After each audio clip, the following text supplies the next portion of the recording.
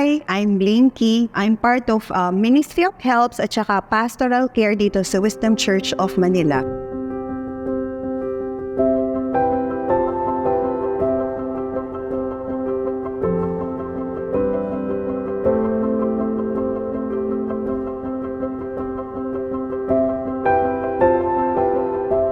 My story is about seeds of time and service at saka sa pagtatites. Kasi I always hold on to the promises of the Lord. Ang dinideclare ko lagi sa buhay ko is yung sa Isaiah 51:2. Lord, you are blessing me and increasing me. At saka yung sa 2 Corinthians 9:8. My God makes all grace abound towards me in every favor and earthly blessings.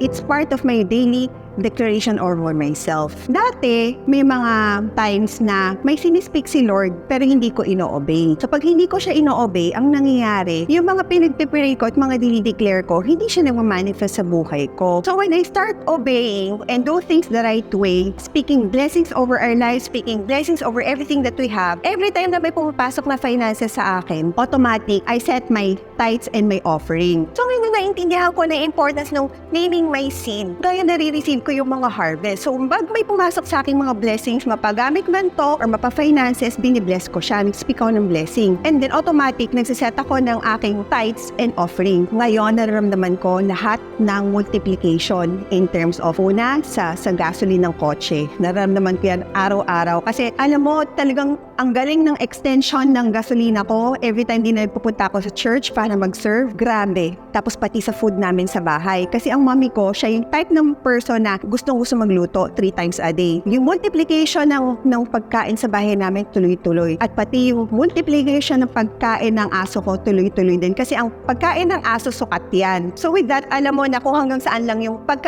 sabi nga ni Pastor Rizzo, yung bibilang mo in an earthly manner, hanggang dyan lang siya. Pero pag binili mo siya in a heavenly manner, iba ang nangyayari sa nagmamanifest sa buhay mo. Tuloy-tuloy yung multiplication at tuloy-tuloy rin yung mga nagbibigay ng gift sa amin. May biglang magbibigay ng food. Basta lahat ng kailangan ko, hindi ko kailangan yung mag-worry kasi alam kong binigay na lahat ni Lord sa akin as I obey Him and as I serve Him more and as I listen to Him sa mga dapat kong gawin. Tapos, sa isang story ko is being a tither. The devourer has no hold on tithers and us knowing our authority with the Lord. Diba? As we are seated with Him in the heavenly realms.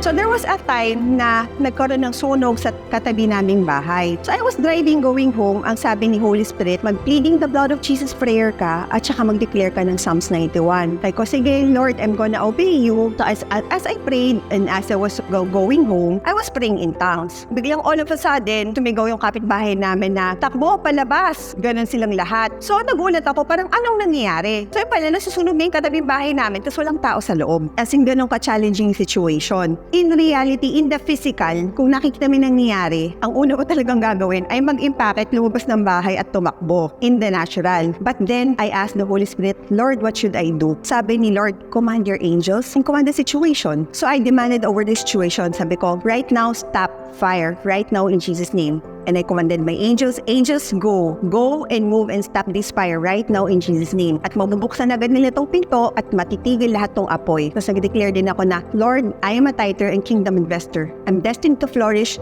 God is committed to blessing me. Alam mo, nabuksan nila yung pinto and lahat ng mga fire volunteers in less than an hour. Tapos nawala na yung usok and all nung apoy. Ang bilis lahat ng sitwasyon, hindi na-damage ang bahay namin. Walang ibang na-damage. Kung ano lang yung part na nasunog ng bahay din ng kapitbahay namin, yun lang din ang na-damage. Wala nang iba.